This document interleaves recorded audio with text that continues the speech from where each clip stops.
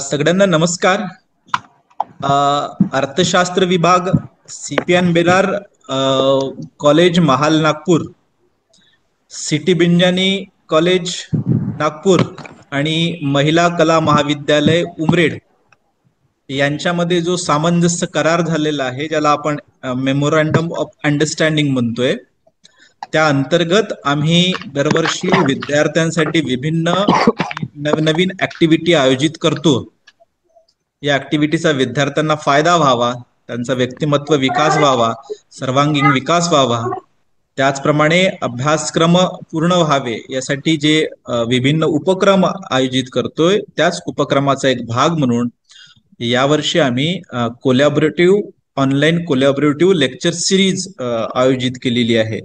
अभ्यासक्रमाचा BA first सेमिस्टरला अभ्यासक्रमाचा जो भाग आहे तो लवकरात लवकर समाप्त व्हावा. त्याचप्रमाणे इतर कॉलेजचे जे काही गेस्ट लेक्चर आहेत, जसं आमच्या सिटी बिंझाणीचे फरताडे सर आहेत, उपेंद्र बागुल सर आहेत उमरेडचे, या फॅकल्टीचा विद्यार्थ्यांना लाभ व्हावा यासाठी आपण ही कोलॅबोरेटिव्ह ऑनलाईन लेक्चर सिरीज चालू केलेली आहे.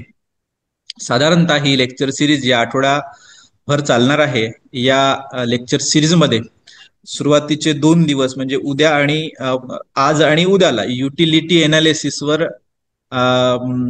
सिटी बिंझानी महाविद्यालयाचे श्रीराम फरताडे सर, सहाय्यक प्राध्यापक, हे लेक्चर घेतील. त्यामध्ये युटिलिटी एनालिसिस काय आहे आणि जे दोन नियम सांगितलेले आहे युटिलिटी एनालिसिसचे ते आपल्याला शिकवतील. त्याच्यानंतरचे दुसरे 2 दिवस आहे उपेंद्र बागुल सर, सहाय्यक प्राध्यापक आहेत, महिला कला महाविद्यालय उमरेड, ते तुम्हाला मागणीचे विश्लेषण शिकवतील. मागणी नियम म्हणजे काय, मागणी निर्धारण करणारे घटक आणि मागणीचा वेगवेगळे संकल्पना हे तुम्हाला शिकवतील. आणि त्यानंतर जे शेवटचे 2 दिवस आहेत ते पुरवठा आहे.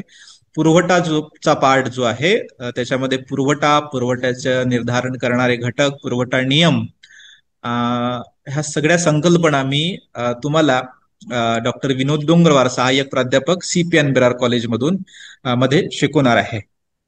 तर आजचा लेक्चर जो आहे हे डॉक्टर श्रीराम फरताडे सर आपल्याला शिकवणार आहेत. श्रीराम फरताडे सरांचा मी थोडक्यात परिचय करून देतो. श्रीराम फरताडे सर हे असिस्टंट प्रोफेसर सिटी बिंझानी महाविद्यालय मध्ये असिस्टंट प्रोफेसर आहेत.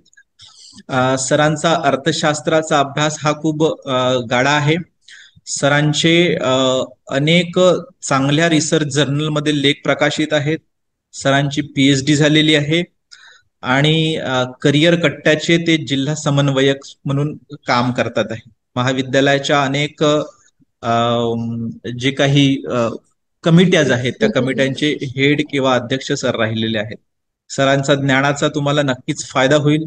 सरांना अशी मी विनंती करतो की विद्यार्थ्यांना त्यांनी मार्गदर्शन करावं. फरताडे सर. धन्यवाद सर. Over to you.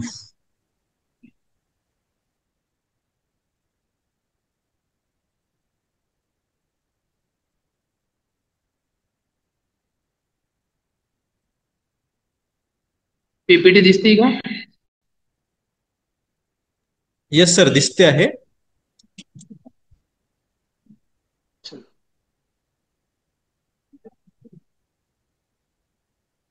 तर आपला हा प्राची थोडस पाठीमाग बस, तुझा आवाज काय होतोय, नाही तर आवाज तरी थोडासा कमी कर मोबाईलचा, कारण इको होईल. आपण एक ह्याच्यामध्ये थांबू. अभी थोडस पीछे.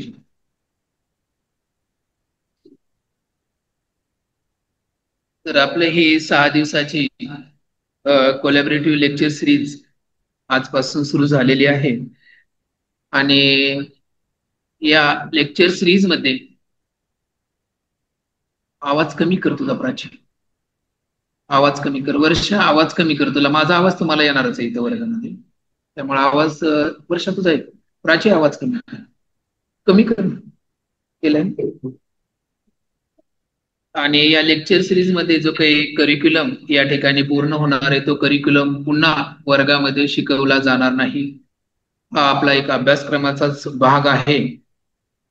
किंवा नाही तर असं वाटेल की विद्यार्थ्यांना किंवा हा भाग आपल्याला अभ्यासक्रमामध्ये सर पण शिकवतील आपल्याला ऑफलाईन वर्गामध्ये आणि हे पण होईल असं होणार नाही. रेपिटेशन होणार नाही. त्यामुळं जे काही आपल्याला या सिरीज मध्ये जो करिक्युलम आपल्याला अभ्यासायचा तो थोडासा काळजीपूर्वक परीक्षेच्या दृष्टिकोनातून लक्षात घ्यावा. तर या लेक्चर सिरीज मधले माझ्याकडे 2 लेक्चर आहेत. त्यामध्ये मला युटिलिटी, अनालिसिस ऑफ युटिलिटी, उपयोगितेचं विश्लेषण, अ, हा भाग,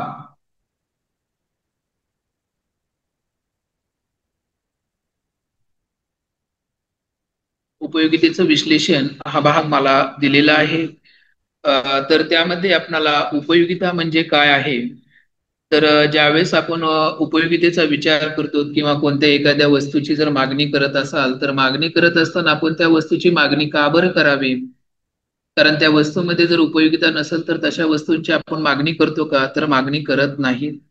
ज्या वस्तूमध्ये उपयोगिता आहे किंवा ज्या वस्तूपासून आपणाला समाधान प्राप्त होतं, किंवा ज्या वस्तूपासून आपणाला काहीतरी आपणाला आनंद मिळत असतो, अर्थात की उपयोगिता ही एक मापक आहे. पण ते मापक कशाचं आहे. कारण प्रत्येक उपभोक्ता हा विविध वस्तूंचा किंवा विभिन्न वस्तूंचा उपभोग घेत असतो आणि त्या उपभोगापासून उपभोक्त्याला जे काही समाधान मिळतं किंवा त्या उपभोगापासून उपभोक्त्याला जे काही आनंद मिळतो याचं मापन अ, जे आहे त्याला आपण उपयोगिता असं सर्वसामान्यपणे म्हणत असतो. त्यानंतर जी काही उपयोगिता बघा, वस्तूंच्या किंवा त्याला आपण सामान्यपणे आणखी आणखी त्याची परिभाषा अशी पण करू शकतो किंवा एखादी विशिष्ट वस्तू आहे किंवा मानवी गरजा पूर्ण करण्याची क्षमता किंवा मानवी गरजांची पूर्तता करण्याचं ते ज्या वस्तूमध्ये अ, क्षमता आहे किंवा ज्या वस्तूमध्ये शक्ती आहे त्याला आपण उपयोगिता असं म्हणत असतो. तर उपयोगिता काय आहे या ठिकाणी, तर उपयोगिता एक मानवी कल्याणाचं मापक सुद्धा आपण त्याला संबोधू शकतो उपयोगितेला. तर ह्या त्यामध्ये बघा, ही उपयोगिता म्हणजे एकंदरीत आपल्याला उपयोगिता म्हणजे किंवा एखाद्या विशिष्ट वस्तूपासून मिळणारी सेवा, विशिष्ट वस्तूपासून मानवी गरजा पूर्ण करण्याची क्षमता किंवा मानवी गरजा पूर्ण करण्याची शक्ती म्हणजे आपण त्याला उपयोगिता असं त्याला संबोधत असतो. तर या उपयोगितेच्या आधारावर जे आपणाला नियम अभ्यासायचे आहेत ते नियम अभ्यासण्यापूर्वी आपणाला यामध्ये काही बेसिक कॉन्सेप्ट किंवा मूलभूत संकल्पना आपल्याला समजून घेणं गरजेचं आहे. त्यामध्ये आपल्याला वैयक्तिक मागणी म्हणजे काय आहे किंवा उपभोक्त्याची वर्तणूक म्हणजे काय. कारण हे हा जो काही सिद्धांत आपण law of equi marginal utility आणि law of diminishing marginal utility अभ्यासणार आहोत ते उपभोक्त्याच्या वर्तणुकीशी संबंधित आहेत. त्यामध्ये इंडिव्हिज्युअल डिमांड किंवा वैयक्तिक मागणी म्हणजे काय. तर वैयक्तिक मागणी बघा, उपभोक्ता काय करत असतो किंवा विशिष्ट किंमत पातळीला आणि विशिष्ट उत्पन्नाच्या पातळीला ज्या वस्तूंची खरेदी करत असतो त्याला आपण व्यक्तिगत मागणी असं म्हणतो. अ, व्यक्तिगत मागणी. पण ज्यावेळेस फक्त त्या संबंधित वस्तूवर फक्त त्या संबंधित वस्तूची किमतीचाच प्रभाव पडतो का, तर अर्थात नाही. तर त्यावर इतर सुद्धा काही घटकांचा प्रभाव पडत असतो किंवा इतर काही घटकांच्या माध्यमातून सुद्धा मागणी निर्धारित होत असते. मग हे निर्धारित करणारे घटक कोणते आहेत, तर त्यामध्ये पर्यायी किंवा जी वस्तू आपण खरेदी करत आहोत त्या खरेदी करत असलेल्या संबंधित वस्तूंच्या किंवा इतर पर्यायी वस्तूंच्या किमती आहेत, उपभोक्त्याचं उत्पन्न आहे, उपभोक्त्याच्या आवडीनिवडी आहेत आणि त्या खरेदीवर सरकारी धोरणांचा सुद्धा काही परिणाम किंवा प्रभाव पडत असतो. या घटकांच्या माध्यमातून ती मागणी, विशिष्ट वस्तूची मागणी निर्धारित होत असते. पण ही झाली मागणी. पण त्यामध्ये बघा प्रश्न या ठिकाणी काय होतो की प्रत्येक उपभोक्त्यासमोर एक समस्या किंवा एक प्रश्न असतो. तो प्रश्न म्हणजे किंवा आपण ज्या वस्तूंचा उपभोग घेत आहोत किंवा ज्या वस्तू आपण खरेदी करत आहोत त्या वस्तू नेमक्या किती खरेदी कराव्या, किती प्रमाणामध्ये त्या वस्तू खरेदी कराव्यात, असा हा उपभोक्त्याच्या समोर एक प्रश्न निर्माण होतो. कारण काय होतं की प्रत्येकाला वाटतं किंवा ज्या काही वस्तू बाजारपेठेमध्ये एखादी नवीन वस्तू आली की ती वस्तू मी खरेदी करावी. कुणीतरी आपल्या ओळखीच्या व्यक्तीनं नवीन वस्तू खरेदी केली तर तशा प्रकारची वस्तू माझ्याकडे असावी. आणि प्रत्येक बाजारपेठेमध्ये व्यक्तीला किंवा वास्तविकता जी काही व्यक्तीची मागणी असते किंवा उपभोक्त्याची मागणी असते, ती उपभोक्त्याची मागणी कोण निर्धारित करत असतं, तर बाजारपेठेमध्ये नवनवीन शोध लागत असतात. आणि ह्या नवनवीन शोधांच्या माध्यमातून नवनवीन वस्तूंचं उत्पादन होत असतं आणि ते उत्पादन आपणाला आकर्षित करतं किंवा ती वस्तू आपण खरेदी करावी. पण वाटलं किंवा मला हे वस्तू खरेदी करायची, बाजारपेठेमध्ये जेवढ्या उपलब्ध वस्तू आहेत तेवढ्या खरेदी करायच्या, हे शक्य आहे का? तर अर्थात ते शक्य नाही. कारण उपभोक्त्याकडे असणारं त्या वस्तूच्या खरेदीसाठी असणारं जे संसाधन आहे, पैशाच्या स्वरूपामधलं जे काही उत्पन्न आहे ते उत्पन्न मात्र मर्यादित आहे. पण त्याच परिस्थितीमध्ये उपभोक्ता काय करत असतो, तर उपभोक्ता आपलं जे काही मर्यादित उत्पन्न आहे त्या मर्यादित उत्पन्नाच्या साह्यानं जे काही वस्तूंची खरेदी करत असतो, तो खरेदी केल्यानंतर त्या वस्तूपासून मिळणारी जी काही उपयोगिता आहे ती उपयोगिता महत्तम कशी राहील यासाठी तो उपभोक्ता प्रयत्नशील असतो. आणि अशाच उपभोक्त्यांचा अभ्यास अर्थशास्त्रामध्ये केला जातो. अर्थात अर्थशास्त्र हे विवेकशील वर्तणुकीचा अभ्यास करतं. अविवेकशील वर्तणुकीचा अभ्यास अर्थशास्त्राच्या कक्षेमध्ये येत नाही. तर या ठिकाणी या याच्यावर काही जे काही प्रश्न निर्माण होतात किंवा या उपभोक्त्याच्या वर्तणुकीशी संबंधित किंवा उपभोक्त्याकडून ज्या वस्तूंची मागणी केली जाते त्या संबंधित काही जे प्रश्न निर्माण होतात ते प्रश्न असे, किंवा समजा किंमत पातळी दिलेली आहे आणि किंमत पातळी दिल्यानंतर उपभोक्त्यानं त्या संबंधित वस्तूंचा किती वस्तू नग खरेदी करावे किंवा त्या संबंधित वस्तूंचं किती नग संख्या सेवन करावे, हा उपभोक्त्यासमोर एक प्रश्न निर्माण होत असतो. त्यानंतर काय, उपभोक्त्याला एकच वस्तू खरेदी करायची नसते. उपभोक्त्याला विविध वस्तूंवर त्याच्याकडे असणारं जे काही मर्यादित स्वरूपातलं उत्पन्न आहे ते उत्पन्न खर्च करायचं असतं. मग खर्च करत असताना त्याला त्याचं मर्यादित स्वरूपामध्ये असणारं जे उत्पन्न आहे ते उत्पन्न त्यानं कशा प्रकारे वितरित करायला पाहिजे, कोणत्या वस्तू किती प्रमाणामध्ये, कोणत्या वस्तूंची किती नग खरेदी करणं आवश्यक आहे, हा सुद्धा एक उपभोक्त्यासमोरचा एक प्रश्न या ठिकाणी निर्माण होतो.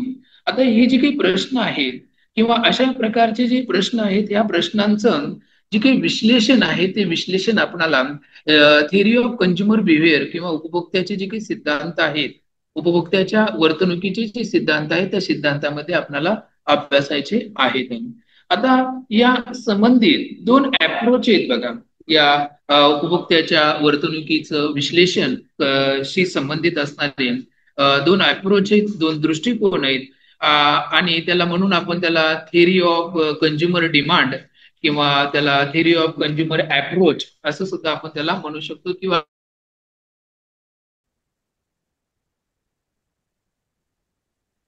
हा पीपीटी दिसते का माझी? येस सर, कंटिन्यू ठीक करा. आहे. तर या जी काही उपभोक्त्याची निवड असते आणि त्या निवडीच्या माध्यमातून उपभोक्ता हा त्याची उपयोगिता महत्तम करण्यासाठी तो प्रयत्नशील असतो. आता आपण ही जी उपयोगिता आहे त्या उपयोगितेचं मोजमाप कसं करावं या संबंधित काही जे काही दृष्टिकोन आहे त्या दृष्टिकोनाचं आपण क्लासिफिकेशन प्रामुख्याने दोन भागामध्ये किंवा दोन भागात करतो. त्यामध्ये पहिला जो काही वर्ग आहे त्याला आपण classical and neo classical economics, अभिमत आणि नव अभिमत वादी अर्थशास्त्रज्ञ. मग ह्या अर्थशास्त्रज्ञ काय वाटतं की उपयोगितेचं मोजमाप कसं करायला पाहिजे, तर हे अर्थशास्त्रज्ञ म्हणतात की उपयोगितेचं मोजमाप हे संख्यात्मक किंवा संख्यावाचक या पद्धतीनं त्या उपयोगितेचं मोजमाप करायला पाहिजे. कारण उपभोक्ता ज्या वस्तूचं सेवन करत आहे आणि त्या वस्तूच्या सेवनापासून किंवा त्या वस्तूच्या प्रत्येक नगाच्या सेवनापासून उपभोक्त्याला जी काही उपयोगिता मिळत असते त्या उपयोगितेचं मोजमाप हे 1 युटिल्स, 2 युटिल्स, 3 युटिल्स याप्रमाणे करायला पाहिजे असं सनातनवादी आणि नवसनातनवादी अर्थशास्त्रज्ञ म्हणतात. आणि त्याचबरोबर दुसरा एक विचार आहे उपयोगितेच्या संदर्भामध्ये त्याचं मोजमाप कसं करणं गरजेचं आहे, तर त्याला आपण मॉडर्न इकॉनॉमिक्स म्हणतो, त्याला आधुनिक अर्थशास्त्रज्ञ म्हणतो. हे आधुनिक अर्थशास्त्रज्ञाला मान्य नव्हतं किंवा उपयोगितेचं मोजमाप हे संख्यावाचक दृष्टिकोनानुसार किंवा संख्येमध्ये करणं गरजेचं आहे, हा भाग या आधुनिक अर्थशास्त्रज्ञांना मान्य नव्हता. त्यांचं म्हणणं आहे किंवा जी काही उपयोगिता आहे त्या उपयोगितेचं मोजमाप कशात करणं गरजेचं आहे, तर ते क्रमामध्ये करणं गरजेचं आहे. जर एखाद्या उपभोक्त्यानं एक नग वस्तूचा सेवन केला तर त्यापासून मिळणारी जी काही उपयोगिता आहे ते उपयोगिता क्रमामध्ये, अर्थात त्याला रँक मध्ये आपण दर्शवितो बघा, त्याला रोमन अंकामध्ये किंवा फर्स्ट सेकंड थर्ड अशा क्रमामध्ये ती उपयोगिता मोजायला पाहिजे, असं हा आधुनिक दृष्टिकोन म्हणतो. तर हे जे काही याच्यावर आधारित जे काही दोन दृष्टिकोन आहेत त्यामध्ये पहिला त्याला ओळखलं जातो की त्याला कार्डिनल युटिलिटी अप्रोच, त्याला संख्यावाचक उपयोगिता दृष्टिकोन, आणि त्यानुसार उपयोगितेचं मोजमाप हे संख्येमध्ये केलं जातं. आणि त्या आपण बघा, एखादी वस्तू बाजारपेठेमध्ये गेलो, साखर घेतली तर त्याला 1 किलो आहे, तेल घेतलं किंवा दूध घेतलं आपण तर त्याला मापक आहे, लिटरमध्ये आहे. तसं युटिलिटीचं सुद्धा एक मापक आहे, त्या मापकाला युटिल्स असं म्हटलं जातं किंवा 1 युटिल्स, 2 युटिल्स, 3 युटिल्स असं त्याचं ह्या युटिलिटीच्या मोजमापासाठीचं हे मापक आहे. आणि त्यानंतर सेकंड जो काही ऑर्डिनल युटिलिटी अप्रोच म्हणजे त्याला क्रमवाचक उपयोगिता दृष्टिकोन आहे. आणि जसं आता मी म्हटलं किंवा ती उपयोगिता हे क्रमामध्ये मोजली जाते, त्याला रँक दिला जातो आणि त्या रँकनुसार त्या उपभोक्त्याला नेमकी त्या विशिष्ट वस्तूच्या सेवनापासून किती उपयोगिता मिळालेली आहे हे लक्षात घेतलं जातं. तर भाग त्यानंतर युटिलिटी अप्रोच जो आहे, मागणी विश्लेषणाशी संबंधित असणारा संख्यावाचक उपयोगिता दृष्टिकोन काय सांगतो, तर संख्यावाचक उपयोगिता दृष्टिकोनाच्या विश्लेषणाशी किंवा विश्लेषण ज्या मूलभूत गृहितावर आधारलेलं आहे ते मूलभूत गृहित काय आहे या ठिकाणी, तर उपयोगितेचं मोजमाप हे संख्येमध्ये केलं जातं, हे त्याचं मूलभूत गृहित आहे किंवा या गृहितावरच कार्डिनल युटिलिटी अप्रोच संख्यावाचक उपयोगिता दृष्टिकोनाचं विश्लेषण आधारलेलं आहे. आणि यामध्ये बघा त्याला श्रेय कोणाला जातं, ह्या कार्डिनॅलिटी युटिलिटी अप्रोच जे आहे हा डेव्हलप करण्याचं न्यू क्लासिकल इकॉनॉमिक्सचे अभिमतवादी अर्थशास्त्रज्ञ आहेत. आणि त्यामध्ये जो काही प्रमुख अर्थशास्त्रज्ञ आहे तो प्रमुख अर्थशास्त्रज्ञ अल्फ्रेड मार्शल या अर्थशास्त्रज्ञाला याचं श्रेय जातं. त्यानंतर त्यानं काय केलं नव अभिमतवादी अर्थशास्त्रज्ञांनी, तर त्यांनी म्हटलं या ठिकाणी किंवा आपण जे काही सुरुवातीला दोन प्रश्न घेऊन जातो त्या ठिकाणी किंवा उपभोक्त्यांना एका विशिष्ट वस्तूचं किती उपभोग करायला पाहिजे आणि त्याच्याकडे असणारं जे काही मर्यादित उत्पन्न आहे ते मर्यादित उत्पन्न विभिन्न वस्तूंवर कशा प्रकारे खर्च करायला हवं, हे दोन प्रश्न घेऊन आपण पुढे जातो. नव अभिमतवादी अर्थशास्त्रज्ञांनी सुद्धा या दोन प्रश्नांवर विशेष या विश्लेषणामध्ये त्यांनी लक्ष दिलेलं आहे. आणि हे नव अभिमतवादी अर्थशास्त्रज्ञ सुद्धा म्हणतात की या ठिकाणी किंवा प्रत्येक उपभोक्ता प्रमुख उद्दिष्ट किंवा प्रमुख ध्येय काय असतं, तर त्याचं जे काही मर्यादित उत्पन्न आहे आणि त्या मर्यादित उत्पन्नाच्या सहाय्यानं ज्या काही वस्तू तो खरेदी करतो त्या खरेदी केलेल्या वस्तूपासून त्याला जी काही सेवन करतो आणि त्या सेवनापासून त्याला जी काही उपयोगिता मिळते ती उपयोगिता महत्तम असणं गरजेचं आहे किंवा महत्तम राहील यासाठी तो उपभोक्ता प्रयत्नशील असतो.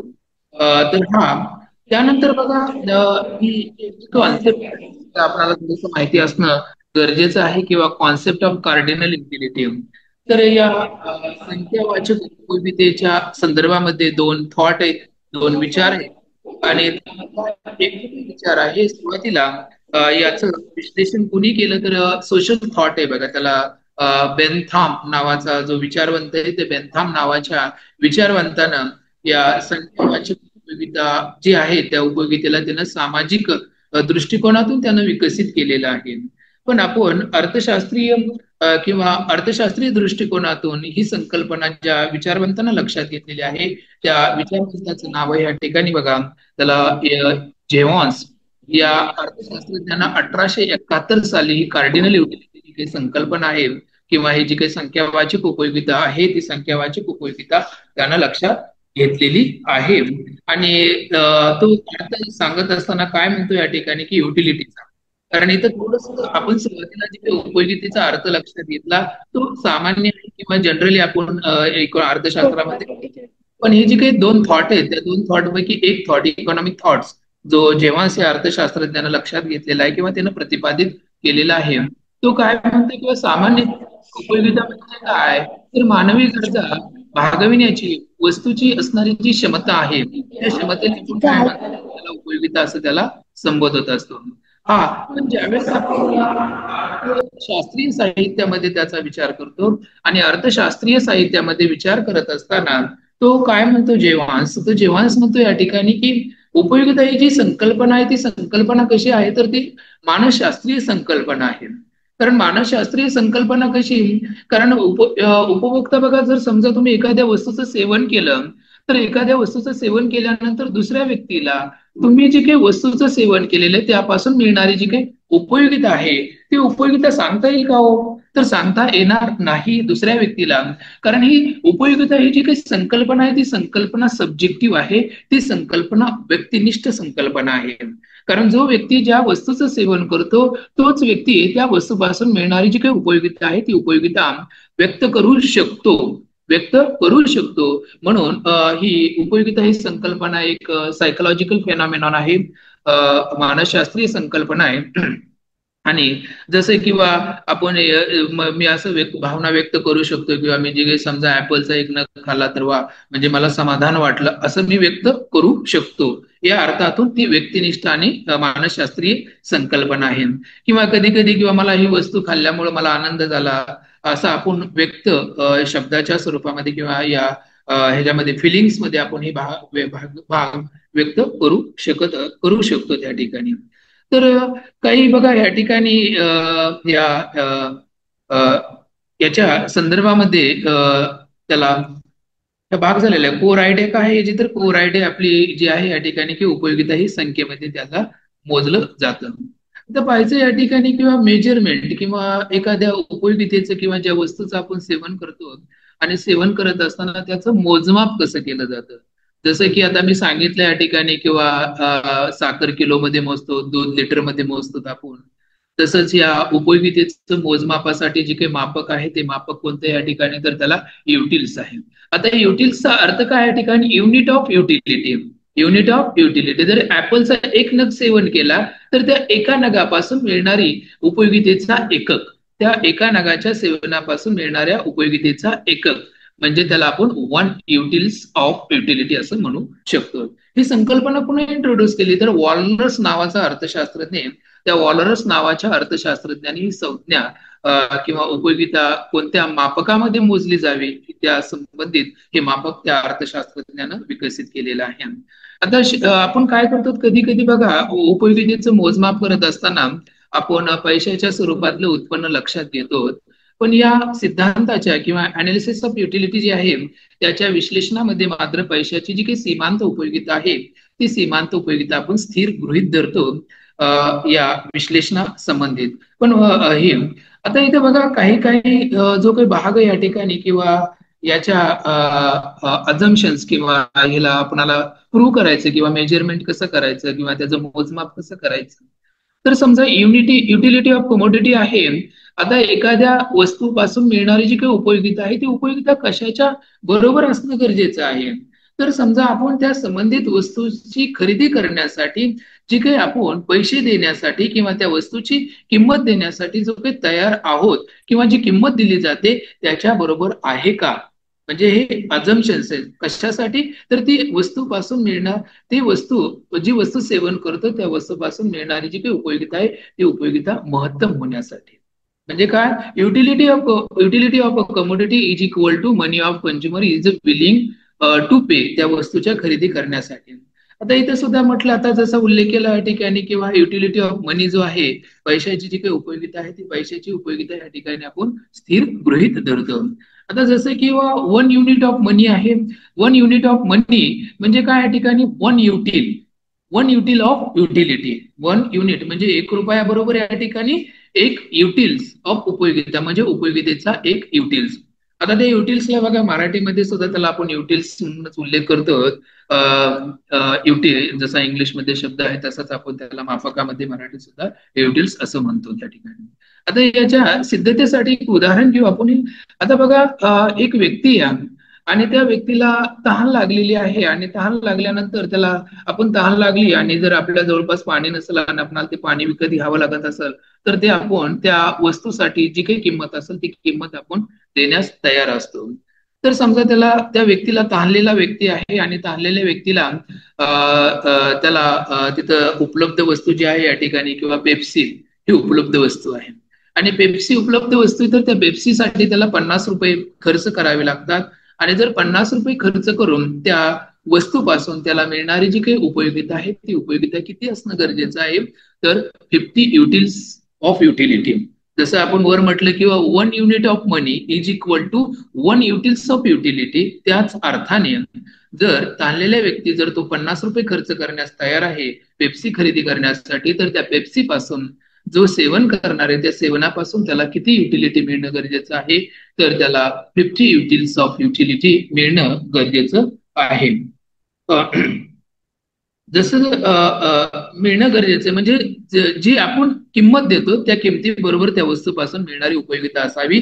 त्याच वेळेस आपण त्या वस्तूपासून मिळणारी उपयोगिता ही महत्तम असते. त्यानंतर बघा, आता या किंवा ह्याचं विश्लेषण का बरं पाहायचं आपल्याला या ठिकाणी, किंवा का महत्वाचं आहे, संख्यावाचक उपयोगिता ही संकल्पना का महत्वाची आहे. तर संख्यावाचक उपयोगिता ही आहे कारण ह्या उपयोगितेच्या दृष्टिकोनातून किंवा या विश्लेषणाच्या माध्यमातून, तिथे बसा, पुढं पुढं बसा, आकांक्षा पुढं बसते, पुढं बस, ट्विंकल आगे बैठो यहाँ पे। जीपीएस किस पे डाउनलोड किया है? जीपीएस फोटो निकाले, ये वाला फोटो जीपीएस, त्याच्यामध्ये बसा सिक्वेन्स मध्ये, अर्पिता बसतो, साक्षी, माही मिडल, ट्विंकल बैठो, फोटो निकाला आकांक्षा पूरा सामने से, यहां से पूरा, चलो ठीक है।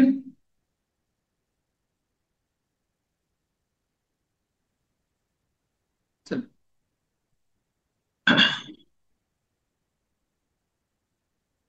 चलो, तर आपण काय पाहतो त्या ठिकाणी, किंवा संख्यावाचक उपयोगिता का बरं महत्वाची, किंवा ही संकल्पना का बरं महत्वाची आहे. जर आपणाला उपभोक्त्याच्या वर्तणुकीचे सिद्धांत अभ्यासायचे असतील, किंवा उपभोक्त्याची वर्तणूक आपणाला व्यक्तिनिष्ठ दृष्टिकोनातून किंवा मानसशास्त्री दृष्टिकोनातून जर समजून घ्यायची असेल, तर आपणाला ह्या संकल्पना किंवा हे संख्यावाचक उपयोगिता ही संकल्पना आपल्याला लक्षात घ्यावी लागते. त्या आधारावर आपण उपभोक्त्याला मिळणारी जी काही उपयोगिता आहे, किंवा वस्तूच्या प्रत्येक नगापासून किती उपयोगिता मिळत आहे याचं विश्लेषण करणं आपल्याला ते सोयीचं होतं. या अर्थानं ही संकल्पना एक महत्वाची आहे. आणि त्यासोबत बघा, जे काही आधुनिक अर्थशास्त्रज्ञ आहेत त्या आधुनिक अर्थशास्त्रज्ञांचं उपभोक्त्याच्या वर्तणुकीशी संबंधित जे सिद्धांत आहे त्या सिद्धांताच्या विश्लेषणाचा हा एक प्रथम किंवा एक सुरुवातीचा हा बिंदू आहे, किंवा हा याच्यावरच त्यांचं उपभोक्त्याच्या वर्तणुकीचे सिद्धांत विश्लेषण आधारलेलं आहे. या दृष्टिकोनातून ही संकल्पना अभ्यासणं गरजेचं आहे. त्यानंतर यामध्येच या आधुनिक अर्थशास्त्रज्ञांनी या ठिकाणी जो काही हाव म्हणजे उपभोक्त्याने एखाद्या वस्तूचे किती नग खरेदी करावे, किती नग सेवन करावे, या संबंधित या अर्थशास्त्रज्ञांनी विकसित केलेला जो काही नियम आहे त्या नियमाचं नाव आहे law of diminishing marginal utility. म्हणजे घटत्या सीमांत उपयोगितेचा जो नियम आहे तो घटत्या सीमांत उपयोगितेचा नियम उपभोक्त्याला निर्णय म्हणजे किंवा एका विशिष्ट वस्तूचे किती नग आपण खरेदी करावे, किती नग सेवन करावे या संबंधित मार्गदर्शन किंवा करत असतो हा घटत्या सीमांत उपयोगितेचा नियम.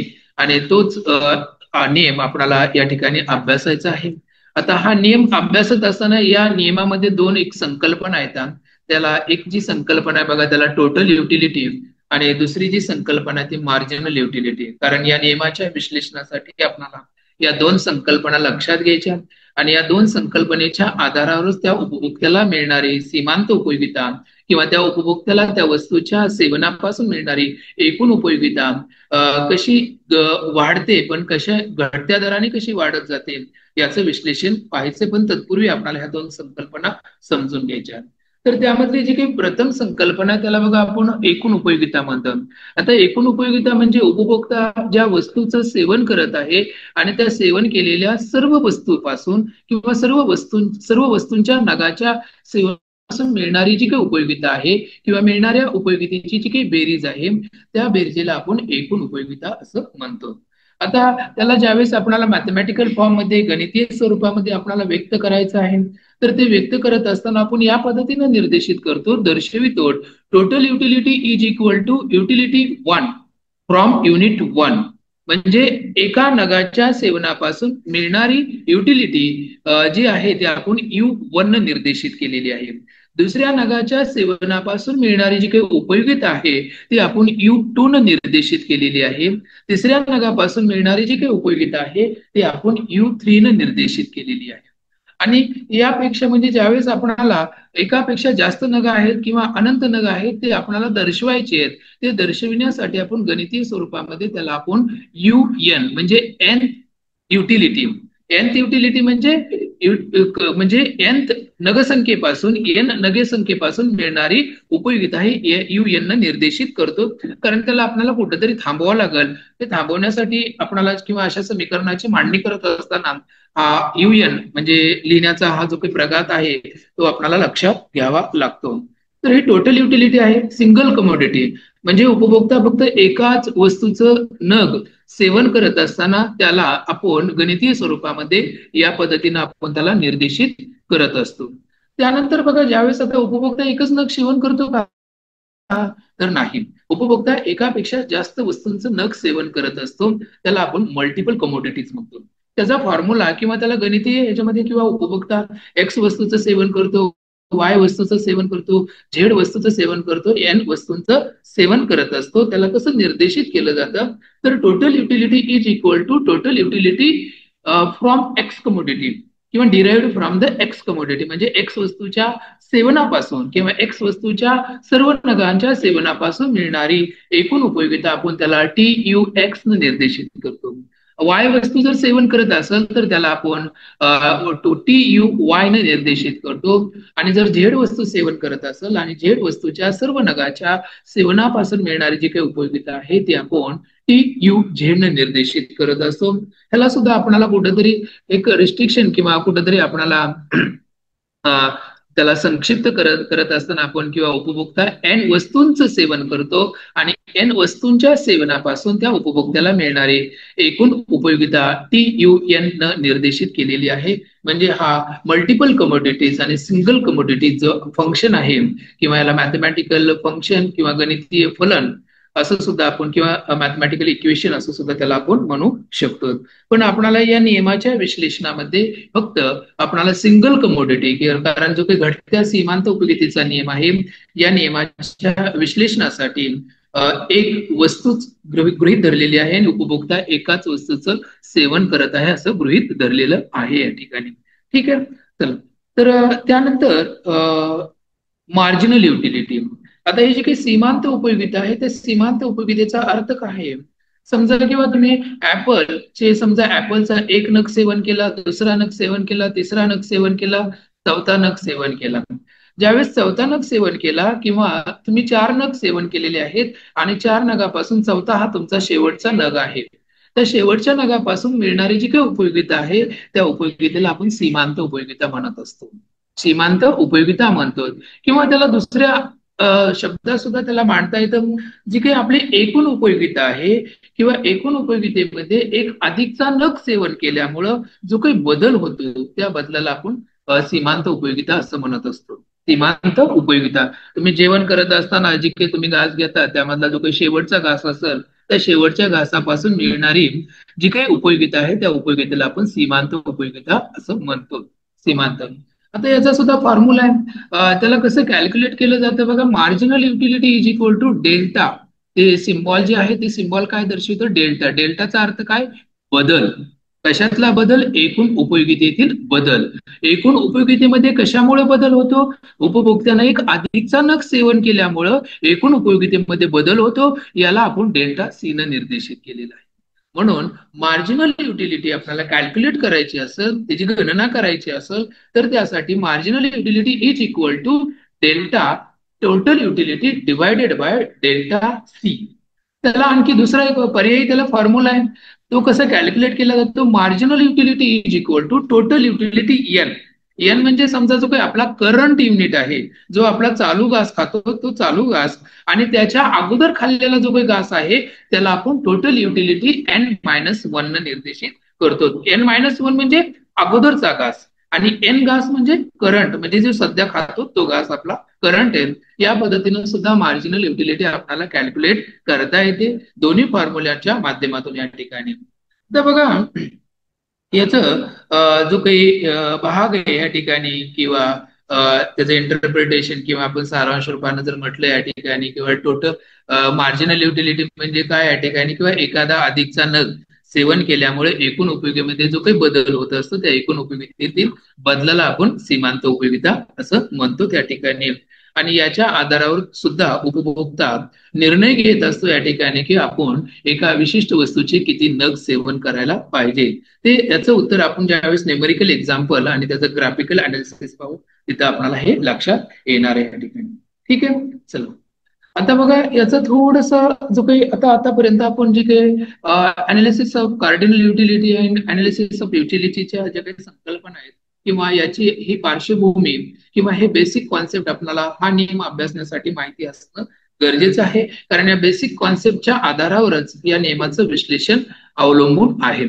तर आता याचा थोडासा आपण इंट्रोडक्टरी भाग पाहून किंवा law of diminishing marginal utility याचा उगम कसा झाला, तर काय बघा, हा जो काही नियम आहे सर्वप्रथम एक H.H. गॉसिन नावाचा अर्थशास्त्रज्ञ आहे, आणि त्यानं 1854 साली हा law of diminishing marginal utility म्हणजे घटत्या सीमांत उपयोगितेचा नियम त्यानं काय केला, प्रतिपादित केलेला आहे. पण म्हणून जेव्हा जेव्हा जो अर्थशास्त्रज्ञ तो जेव्हा काय म्हणतो या संदर्भामध्ये या नियमाला, तर गॉसेनचा पहिला नियम असं त्याला म्हणतो. गॉसेनचा पहिला नियम पुन्हा म्हटलेला आहे, जेव्हान्स या अर्थशास्त्रज्ञानं म्हटलेलं आहे. जेव्हान्स या अर्थशास्त्रज्ञाचा उल्लेख कुठे आलेला आहे, तर त्यानं कार्डिनल युटिलिटी जी काही कॉन्सेप्ट ऑफ कार्डिनल युटिलिटी आहे त्यामध्ये जो काही इकॉनॉमिक थॉट्स, जो काही आर्थिक विचार, आर्थिक संज्ञेच्या संदर्भामध्ये किंवा आर्थिक साहित्यामध्ये संख्यावाचक उपयोगिता म्हणजे काय याचं विश्लेषण जेव्हान्स नावाच्या अर्थशास्त्रज्ञानं केलेलं आहे. त्याच जेव्हान्सनं या नियमाला काय म्हटलेलं आहे, तर त्यानं म्हटलेलं आहे किंवा हा गॉसेनचा पहिला नियम आहे.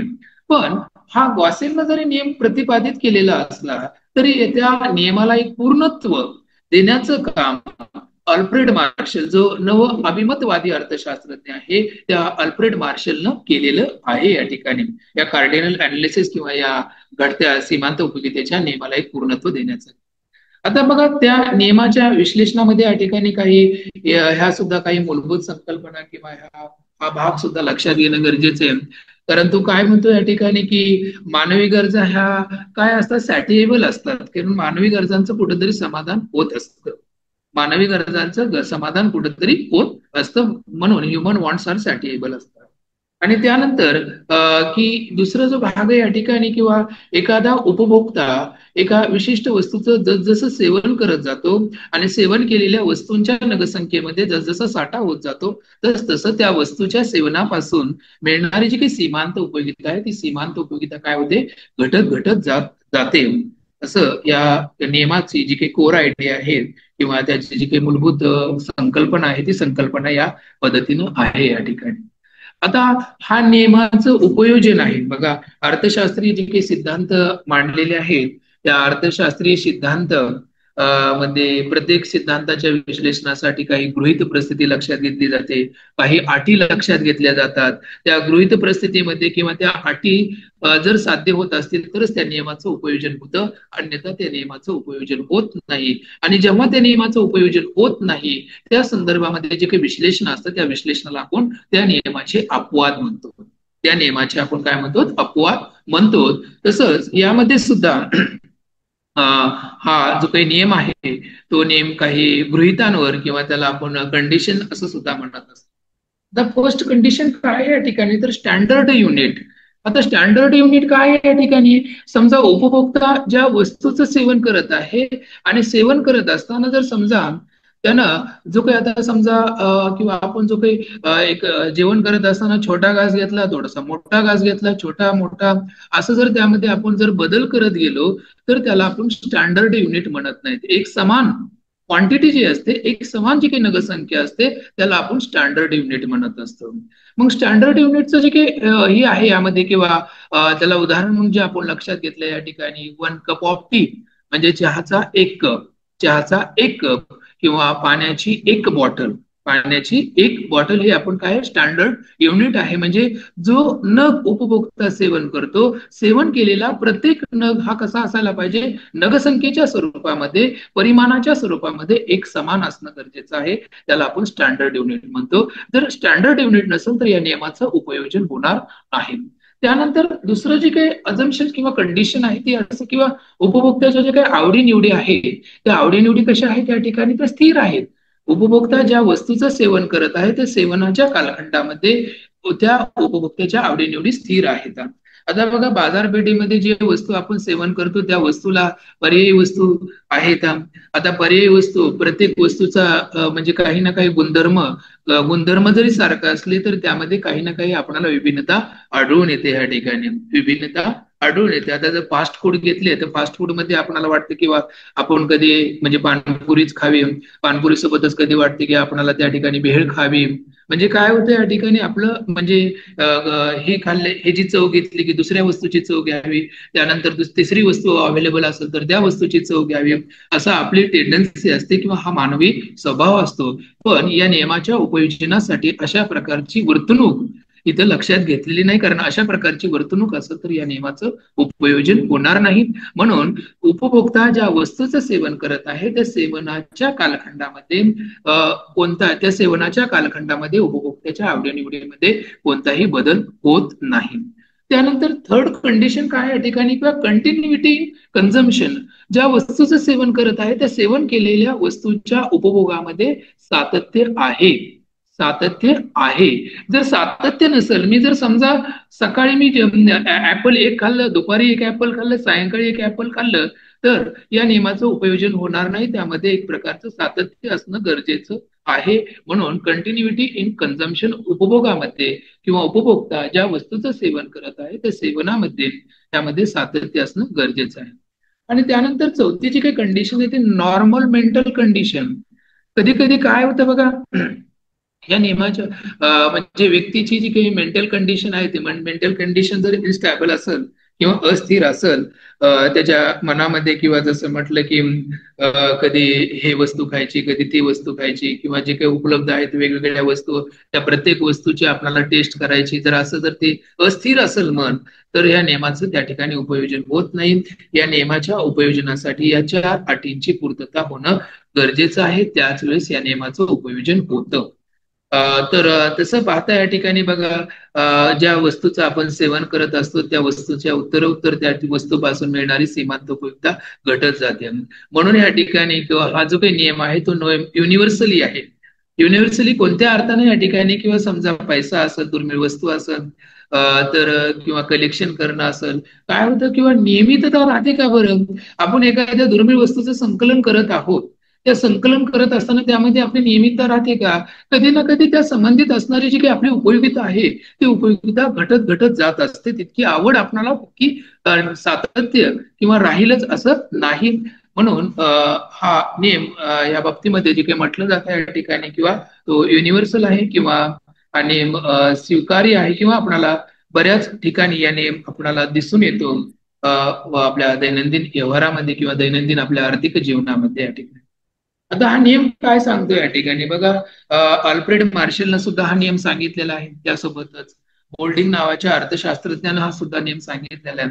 तर अल्फ्रेड मार्शल काय म्हणतो या ठिकाणी, किंवा जो काही त्यांना म्हटले, किंवा जो आपणाला अल्फ्रेड मार्शल म्हणतो किंवा एखादा उपभोक्ता आहे आणि तो उपभोक्ता या ठिकाणी काय किंवा ज्या वस्तूचं सेवन करत आहे त्या वस्तूचा या ठिकाणी काय दिलेला आहे, साठा दिलेला आहे. आणि त्या दिलेल्या साठ्यापासून तो उपभोक्ता त्या वस्तूचं सेवन करत आहे. आणि प्रत्येक वेळेस काय होतं या ठिकाणी, त्या वस्तूच्या साठ्यामध्ये, तो सेवन करत असलेल्या वस्तूच्या साठ्यामध्ये वाढ होते. पण वाढ होत असतानाच त्या वस्तूपासून मिळणारी उपयोगिता ही घटत जाते. यालाच घटत्या सीमांत उपयोगितेचा नियम असं म्हटलेलं आहे या ठिकाणी अल्फ्रेड मार्शल या अर्थशास्त्र. मोल्डिंग सुद्धा त्याच पद्धतीने व्यक्त होतो. किंवा कोणतीही एखादी वस्तू आहे आणि त्या वस्तूच्या उपभोगापासून या ठिकाणी काय होतं या ठिकाणी, किंवा त्याचा उपभोग वाढवतो. पण उपभोग वाढत असताना त्यावेळेस काय इतर वस्तू किंवा इतर घटक, इतर बाबी तो स्थिर ठेवतो. इतर बाबी स्थिर ठेवतो म्हणजे आपण जे काही आता कंडिशन्स किंवा अजम्पन्स ऑफ लॉ पाहिलेले, ते इतर बाबी तो स्थिर ठेवतो. आणि स्थिर ठेवल्यानंतर या ठिकाणी ज्या वस्तूचं सेवन करत आहे, म्हणजे वस्तू कोणती या ठिकाणी, बदलती वस्तू. कारण इतर वस्तू त्याने स्थिर ठेवलेल्या आहेत, त्या वस्तूमध्ये कोणत्याही प्रकारचा किंवा इतर घटक स्थिर ठेवलेले आहेत. पण जी काही बदलती वस्तू, अर्थात ज्या वस्तूचं तो सेवन करत आहेत, आणि सेवन करत असताना त्या वस्तूपासून मिळणारी जी काही उपयोगिता आहे, ती उपयोगिता उत्तरोत्तर या ठिकाणी घटत जाते. यालाच बोल्डिंग नावाच्या अर्थशास्त्रज्ञानं घटत्या सीमांत उपयोगितेचा नियम त्याला म्हटलेलं आहे या ठिकाणी. तर आता जो आहे याच नियमाचं आपण ज्यावेळेस इंटरप्रिटेशन करतो किंवा त्याचा अर्थ समजून घेत असतो, अर्थ समजून घेत असताना या ठिकाणी किंवा उपभोक्ता काही वस्तू म्हणजे एकाच वस्तूचे ज्यावेळेस जास्तीचे नग सेवन करतो आणि जास्तीचे नग सेवन करत असताना त्या वस्तूच्या साठ्यामध्ये जसजशी वाढ होत जाते तसतसं त्या वस्तूपासून मिळणारी सीमांत उपयोगिता घटत जाते. इंटरप्रिटेशन 1. त्यानंतर दुसरं जे आहे या ठिकाणी किंवा प्रत्येक जो काही ऍडिशनल युनिट म्हणजे एकानंतर दुसरा युनिट, तिसरा युनिट, चौथा युनिट, प्रत्येक नगसंख्येपासून मिळणारी जी काही उपयोगिता आहे ती उपयोगिता किंवा मिळणारे जे काही समाधान आहे ते समाधान कमी कमी कमी होत जातं. हे या नियमाचं इंटरप्रिटेशन किंवा त्याला आपण त्याचं अर्थबोधन या पद्धतीने सुद्धा करू शकतो. आता ही जी काही मार्जिनल युटिलिटी आहे किंवा जी सीमांत उपयोगिता आहे, ती सीमांत उपयोगिता कशावर अवलंबून आहे या ठिकाणी, तर व्हॉल्यूम ऑफ स्टॉक म्हणजे ज्या वस्तूचं सेवन करत आहे त्या वस्तूचा जो काही साठा आहे त्या साठ्याचा आकार किती आहे, त्याचा परिमाण किती आहे, यावर तो अवलंबून आहे. आणि त्यानंतर दुसरं जे या ठिकाणी किंवा त्या जो व्यक्ती ज्या विशिष्ट वस्तूचं सेवन करत आहे त्या वस्तूची असणारी गरज, त्या वस्तूची असणारी तीव्रता कशी आहे यावर सुद्धा मार्जिनल युटिलिटी किंवा सीमांत उपयोगिता अवलंबून असते या नियमाचे. त्यानंतर बघा एक उदाहरण म्हणजे या नियमाच्या विश्लेषण याच्या आधारावर आपण न्यूमेरिकल एक्झाम्पल सुद्धा आपण घेणार आहोत. एक सँडविच आहे बघा, आणि सँडविच एखादा उपभोक्ता काय करत असतो, सेवन करत असतो सँडविच. ज्यावेळेस जसं आपण पेप्सीचं उदाहरण पाहिले किंवा 1 unit of money is equal to 1 utils of utility, अर्थात त्या ठिकाणी पेप्सीची किंमत 50 रुपीज होती, म्हणजे 50 rupees of 50 rupees is equal to 50 utils of utility असं त्याचं इक्वेशन होतं. तर ज्यावेळेस एखादा उपभोक्ता एक सँडविचचा एक नग सेवन करतो आणि त्यावेळेस तो काय होतं त्याला आता जसं म्हटलं किंवा द अनालिसिस किंवा the marginal utility is depends upon the volume of stock and the intensity of need म्हणजे यावर अवलंबून असतं. किंवा सुरुवातीला एक व्यक्ती आहे आणि त्याला भूक लागलेली आहे आणि भूक लागली, तो सँडविचचा पहिला नग या ठिकाणी सेवन करतो. त्यावेळेस त्या वस्तूच्या सेवनापासून मिळणारी उपयोगिता, मिळणारं समाधान हे जास्त आहे, जास्त राहतं. ज्यावेळेस दुसरा नग तो सेवन करतो त्याच्या भुकेची तीव्रता कमी झालेली असते.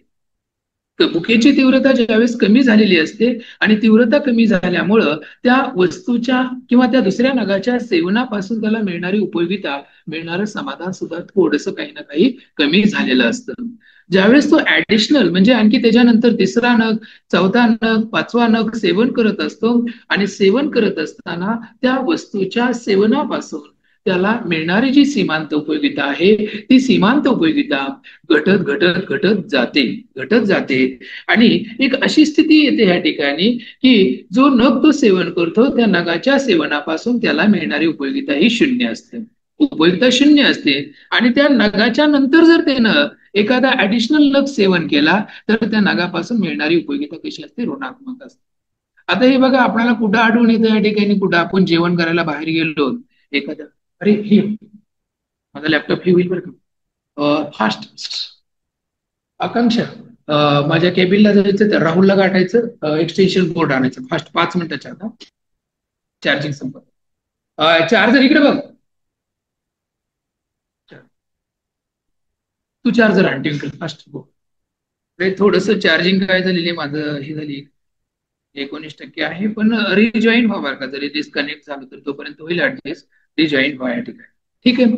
चल, आता कधी कधी बघा, आपण कुठल्या कार्यक्रमाला, आता सध्या आपले सण सुरू आहेत, महोत्सव, कुठं जेवायला बाहेर गणपती निमित्त असतं, वेगवेगळ्या कार्यक्रमामध्ये आपण जेवायला जातो आणि तिथे वेगवेगळे पदार्थ असतात.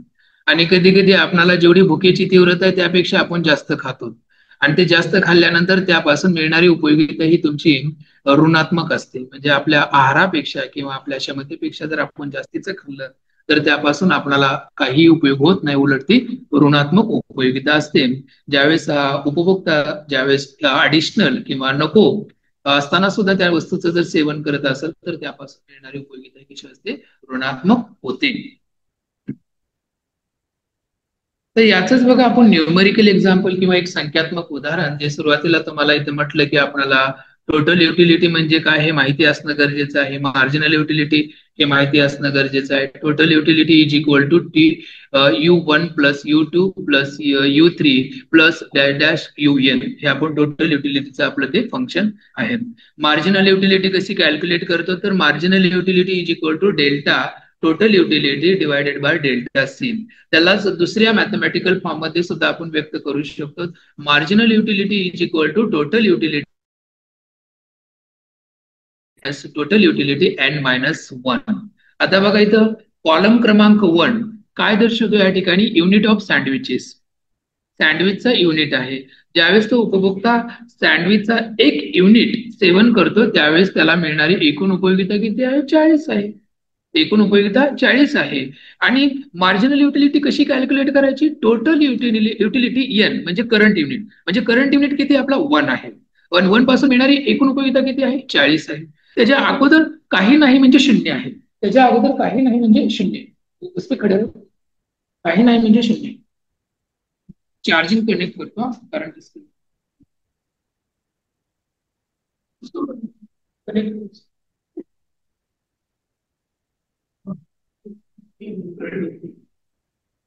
बंद कर, स्लिप बंद कर.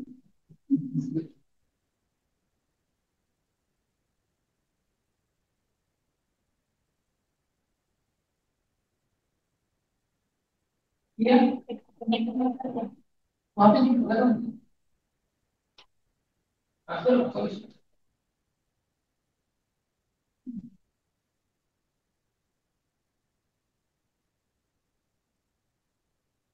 हो गए, कनेक्ट हो गए.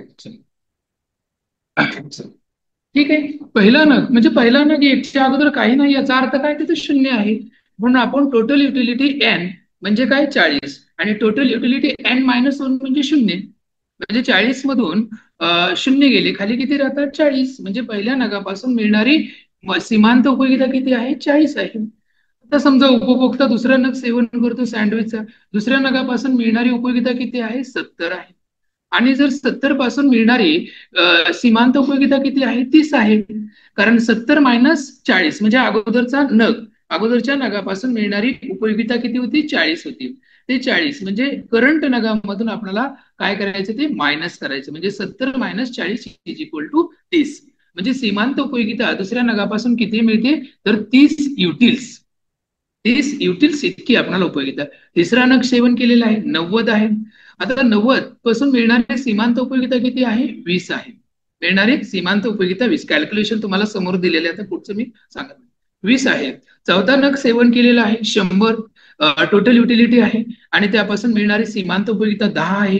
पाचवा नग सेवन केला आणि त्यापासून एकूण उपयोगिता 100 मिळते आणि सीमांत उपयोगिता 0 मिळते. सहावा नग सेवन केला तर एकूण उपयोगिता 90 मिळते आणि त्यापासून सीमांत उपयोगिता आपल्याला किती मिळते, -10 मिळते. -10 मिळते. आता ज्यावेळेस कॉलम क्रमांक 2 थोडस निरीक्षण करा, एकूण उपयोगिता, एकूण उपयोगितेमध्ये वाढत्या दराने वाढ झालेली आहे का घटत्या दराने वाढ झालेली आहे, वाढ तर झालेली आहे.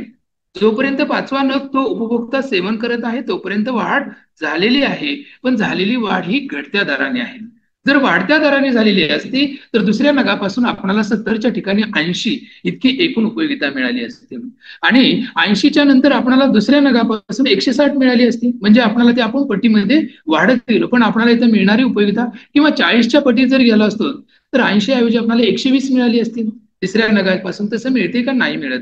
म्हणजे एकूण उपयोगितेमध्ये वाढ होत आहे, पण वाढ होताना ती घटत्या दराने वाढ होत आहे, घटत्या दराने वाढ होत आहे. आणि उपभोक्ता, जसं नियम सांगतो या ठिकाणी, की उपभोक्ता एका विशिष्ट वस्तूचं नग सेवन करत असताना त्या वस्तूच्या सेवन केलेल्या नगामध्ये उत्तरोत्तर जसजशी वाढ होत जाते, जसजसं त्या वस्तूचा साठा वाढत जातो, तस तसं त्या वस्तूपासून त्या उपभोक्त्याला मिळणारी सीमांत उपयोगिता हे काय होते? घटत घटत घटत जाते, आणि घटत जाऊन एक अशी विशिष्ट स्थिती येते, आणि त्या स्थितीला ती उपयोगिता काय होते? तर ती उपयोगिता या ठिकाणी ऋणात्मक होते. हे संख्यात्मक उदाहरणाच्या साह्याने या नियमाचं विश्लेषण. आता या संख्यात्मक उदाहरणाच्या साह्यानेच आपल्याला त्याचं ग्राफिकल एक्सप्लेनेशन किंवा आकृतीच्या साह्याने आपल्याला विश्लेषण लक्षात घ्यायचे. आता बघा, आकृती जी आहे, आकृतीमध्ये या ठिकाणी एक क्षितिज लंब अक्ष आहे आणि क्षितिज समांतर अक्ष आहे. वरच्याच आधारावर बरं का, कारण आपण जे काही डायग्राम काढत असतो ते डायग्राम जे काही आपलं न्यूमेरिकल एक्झाम्पल आहे, संख्यात्मक जे काही उदाहरण आहे, त्या संख्यात्मक उदाहरणाच्या आधारावरच आपण ते आकृतीचं विश्लेषण लक्षात घेतो. तर या आकृतीमध्ये जो क्षितिज लंब अक्ष आहे, ते क्षितिज लंब अक्षावर या ठिकाणी टोटल युटिलिटी आणि मार्जिनल युटिलिटी दर्शवलेली आहे. त्याला आपण वाय अक्ष असं सुद्धा म्हणतो, आणि जो काही क्षितिज समांतर अक्ष आहे त्याला आपण एक्स अक्ष असं सुद्धा म्हणतो. त्यावर काय दिलेलं आहे या ठिकाणी? Sandwiches consumed per unit of time, म्हणजे उपभोक्त्यानं जे काही जसं आपण एक कंडिशन पाहिली होती या ठिकाणी, किंवा कंटिन्युटी इन कन्झम्पशन, आणि म्हणजे तो जो काही उपभोक्ता ज्या वस्तूचं सेवन करत आहे त्या सेवनामध्ये या ठिकाणी सातत्य असणं गरजेचं आहे. आणि या उदाहरणामध्ये त्या उपभोक्त्यानं सँडविचचं जे सेवन केलेलं आहे त्या सेवनामध्ये सातत्य आहे. तर सँडविच जे काही उपयोग केलेला आहे तो आपण क्षितिज समांतर अक्षावर दर्शवलेला आहे. आता बघा, जसं सुरुवातीला सांगितलं या ठिकाणी, किंवा टोटल युटिलिटी आहे, टोटल युटिलिटीमध्ये वाढ होते, एकूण उपयोगितेमध्ये वाढ होते, पण वाढ होताना एका घटत्या दराने वाढ होत असते. आणि घटत्या दराने म्हणजे सुरुवातीला बघा, जोपर्यंत उपभोक्ता चौथा नग सेवन करत आहे, चौथ्या नगापर्यंत सॉरी सुरुवातीला या ठिकाणी किंवा टोटल युटिलिटी कर्व किंवा एकूण उपयोगिता वक्र जो आहे तो वक्र आपल्याला या ठिकाणी वरच्या दिशेने जाताना आपल्याला दिसून येतो, आणि सँडविच दिसून येतं. पण एका विशिष्ट बिंदूनंतर, म्हणजे एका विशिष्ट बिंदूनंतर त्याला नती बिंदू बघा असं सुद्धा म्हटलं जातं, एका विशिष्ट बिंदूनंतर मात्र त्यामध्ये घट होताना आपल्याला दिसून येते. आता जसं पाहिलं या ठिकाणी, सुरुवातीला ज्यावेळेस उपभोक्ता पहिला नग, दुसरा नग, तिसरा नग, चौथा नग सेवन करतो, आणि सेवन केल्यानंतर ज्यावेळेस पाचवा नग सेवन करतो, चौथ्या नगापर्यंत त्यापासून मिळणारी उपयोगिता वाढत जाते, किंवा त्याला सीमांत उपयोगिता या ठिकाणी धनात्मक असते. पण पाचवा नग ज्यावेळेस सेवन करतो त्यावेळेस मात्र त्याला मिळणारी सीमांत उपयोगिता ही कशी असते? शून्य असते या ठिकाणी. आणि चौथ्या नगापासून मिळणारी जी काही उपयोगिता आहे ती उपयोगिता कशी असते? महत्तम असते. चौथ्या नगापासून महत्तम असते. म्हणून बघा, ते ज्यावेळेस बिंदू तिथे एक फ्लॅट आहे बघा, इथं वरचा जो काही भाग आहे हा या ठिकाणी काय आहे? फ्लॅट. हा काय दर्शवतो या ठिकाणी? इथून जर आपण या बिंदूपासून जर क्षितिज समांतर अक्षर लंब टाकला तर आपल्याला तो चौथा नग या ठिकाणी मिळतो, आणि चौथ्या नगापासून उपभोक्त्याला या ठिकाणी मिळणारी उपयोगिता कशी आहे? ती महत्तम आहे. पण पाचवा नग ज्यावेळेस सेवन करतो त्याच्यानंतर इथून बाक आहे बघा, या वक्राला थोडासा खालच्या दिशेने त्यानं मार्गक्रमण केलेलं आहे, आणि त्या इथून जर आपण पाचव्या नगावर जर लंब टाकला तर त्यापासून मिळणारी सीमांत उपयोगिता किती आहे? तर ती शून्य आहे. आणि त्यानंतर उपभोक्त्यानं जर सहावा नग सेवन केला तर सहावा नग सेवन केल्यानंतर त्या उपभोक्त्याला मिळणारी उपयोगिता कशी आहे? ऋणात्मक आहे, ऋण आहे. या नंतर या वक्रामध्ये म्हणजे किंवा ह्या डायग्राम जी काही संख्यात्मक उदाहरण आहे त्या संख्यात्मक उदाहरणाला आपल्याला या आकृतीच्या सहाय्याने सुद्धा स्पष्ट करता येतं, आणि त्या जी संख्या आहे, कोणत्या नगापासून महत्तम उपयोगिता मिळते, कोणत्या नगापासून ऋणात्मक उपयोगिता मिळते, याचं आकृतीच्या सहाय्याने आपल्याला ते दाखवता येतं किंवा तसं ते दर्शविता येतं ह्या ठिकाणी. तर हा घडत्या सीमांत उपयोगितेचा जो काही नियम आहे, तो नियम आपणाला म्हणजे त्याचे आतापर्यंत जे काही आपण विश्लेषण पाहिलं ते या पद्धतीने आपल्याला ते विश्लेषण करणं गरजेचं आहे. कारण आपल्याला काही लेक्चरचा जो काही वेळ आहे तो वेळ आपल्याला 11 ते 12 म्हणजे 1 तासामध्ये आपल्याला कव्हर किंवा पूर्ण करायचं होतं. तर यामध्ये बघा जे काही शेवटी मी इथं पॉईंट टाकलेले आहेत किंवा व्हिज्युअल प्रेझेंटेशन ऑफ ग्राफ जे आहे त्यामध्ये टोटल युटिलिटी कर्व आहे तो काय या ठिकाणी तो वरच्या दिशेने जातो, पण तो त्याचा उतार जो आहे या ठिकाणी तो कसा आहे, तो फ्लॅटर आहे. आणि मार्जिनल युटिलिटी कर्व आहे बघा या ठिकाणी एमओयू ने निर्देशित केलेला आहे. त्याचा स्लोप मात्र कसा आहे, तो डाऊनवर्ड स्लोप आहे. आणि ज्या ठिकाणी पाचव्या नगापासून जी काही मिळणारी उपयोगिता आहे त्या उपयोगिता तिथून छेदून तो खाली जातो. याचा अर्थ या ठिकाणी त्यानंतरच्या नगाच्या सेवनापासून उपभोक्त्याला मिळणारी उपयोगिता ही ऋणात्मक असते, असं तो दर्शवितो या ठिकाणी. तर हा वक्र मार्जिनल युटिलिटी आणि टोटल युटिलिटी वक्र या संख्यात्मक उदाहरणाच्या साहाय्याने आपल्याला अशा प्रकारे ते मिळतात या ठिकाणी. तर हा जो काही नियम आहे काही म्हणजे यामध्ये किंवा काही भाग एखाद वेळेस समजला नसेल किंवा राहिलेला असेल किंवा नसेल तर तुम्ही थोडंसं रिवाइज किंवा तसा प्रश्न विचारू शकता.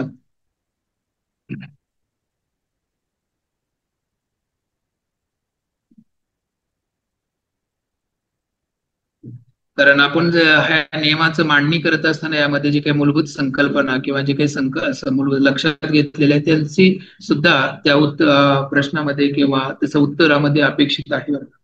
किंवा युटिलिटी म्हणजे काय, कार्डिनल युटिलिटी म्हणजे काय, त्याच्या अप्रोचेस कसे आहेत, कधी इंट्रोड्यूस झाली, कोणी मांडली, त्याचं मापक कोणतं आहे, त्याचं उदाहरणं जी मध्ये आपण पाहिले या ठिकाणी, किंवा one utils of utility is equal to 1 unit of money, हे आपल्याला त्या ठिकाणी दर्शविणं किंवा तसं मांडणं आपल्याला अपेक्षित असतं या नियमामध्ये. तर आतापर्यंत किंवा कुणाला काही वाटलं किंवा काही अडचण आहे किंवा समजला नाही एखादा बिंदू असा पॉइंट एखादा समजला नाही.